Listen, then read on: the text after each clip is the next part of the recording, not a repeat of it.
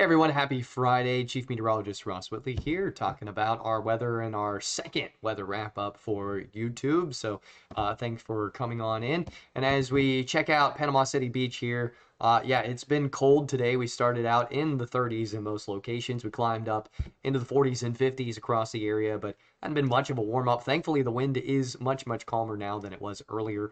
And so finally, talking about some nice conditions out there. Looking at the coast, we've seen the wind offshore all day long, so that's knocked down the surf. Feeling not too bad, 55 to 53 for our Friday afternoon. And then as we go through the evening, we're going to see those temperatures fall pretty close to freezing as we go through the overnight hours. You can see the dew point sitting at 24 with our temperature at 54 as of recording this video about 4:30 in the afternoon on Friday. So as we go through the weekend, we're going to see the colder temperatures, but start to modify as we get into the weekend and beyond. Overnight tonight, we will have the possibility of frost across the area and even a light freeze for our inland areas, but really not that significant as far as how cold it's going to get. And you can see that here on our futurecast as we bring in the temperature line. You see the freezing line showing up kind of scattered across the area, giving you a good indication that it's the low-lying areas. We're going to see the cold settle down to the ground. So we should see that temperature come all the way down to our dew point in most locations. And with very little wind, should see frost develop in a lot of locations as well. So if you have plants that you want to protect, tonight is certainly a night that you want to keep them covered. And then tomorrow you can kind of take those off. I don't think we're going to have frost tomorrow night, even though our inland areas may still fall into the upper 30s. Just going to be a little too warm, and we should continue that warm up. That leads me to my next thing here is the change in the overall weather pattern, which is going to be warmer next week. I know I can hear the cheers off in the distance. Certainly are looking forward to some warmer conditions and some rain. We need rain. We've been kind of dry. We've been in somewhat drought conditions. The last little bit of rain several weeks ago did help with that, but overall we need rain again, and thankfully we do have rain on the way. Unfortunately, it may come a little too much, a little too quickly. It seems to be always the case, isn't it? We do have a strong cold front coming in, and a couple of low pressure systems is going to develop along that boundary. That should just bring moisture in starting on Tuesday, really starting Monday with that stalled boundary, and then continuing throughout the day on Tuesday. By Wednesday morning, the colder air starts to slide in. We'll hold on to shower activity on Wednesday. Wednesday is going to be a nasty, cold, kind of raw, cloudy day as that colder air starts to filter in and the shower activity is ongoing.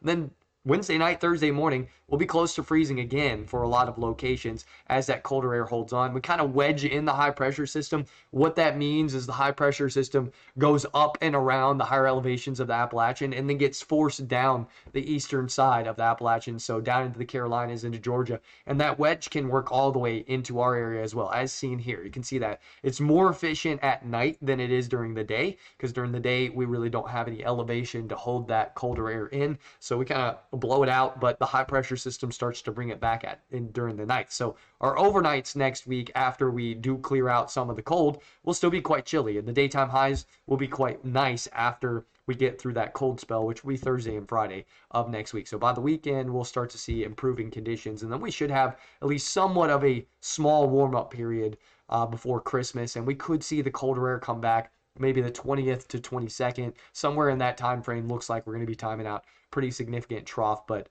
cold air like what we just came out of, and that cold type of pattern well below average. I really don't see any of that coming down until maybe the end of December or possibly into January, and we could be talking about a significantly cold winter, just depending on how things set up. Right now, the overall broadcast or overall forecast for the winter, at least as far as most agencies are concerned, is expected to be a mild one, where the Pacific Jet is in control and basically controlling our storms across the U.S., keeping mild Pacific air across much of the U.S. as opposed to Arctic air coming down from the poles. So a cold day tomorrow, but we'll see plenty of sunshine. Really no rain to worry about as we go through Friday or even into our Saturday. We will start to see some clouds stream across the area Saturday afternoon, but for the most part should be pretty sunny. And then our Sunday also should be relatively sunny. We'll see the cloud cover thicken up in the afternoon and evening, but staying dry.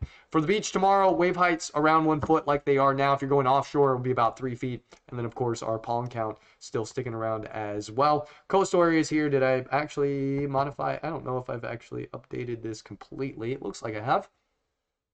Everything looks right there. So, yeah, we got the colder air coming back Thursday and Friday. I'm not sure if the inland areas are correct. Nope, you can see I have the cold on the 50. But everything else, at least as far as the forecast looks like, does seem to be correct as far as the inland areas. So coastal areas was correct. Only thing here is the cold on Sunday. I'm going to have to take that off before the newscast. But overall, you get the idea. So any questions, comments, or concerns, make sure to put them on the comment section here. And if you're not following, make sure to hit that subscribe button as well. Trying to grow this and get more content out here so that I can fill the need better for you guys and communicate a little more long format. Maybe get in here and start to do some fun stuff as well, kind of like the Christmas tree thing I did the other day, but that was, that's just for fun. But I'm hoping to do a little more fun things with YouTube and stuff like that. So if you want to be a part of the channel, hit subscribe. And of course, we're going to put out some more content that is on the fun side and a little more personal, and get to know me, and I can get to know you guys a little bit more as well. So that's the idea here. Hopefully that's the way things pan out. Depends on how motivated I stay to keeping this content up. We'll see.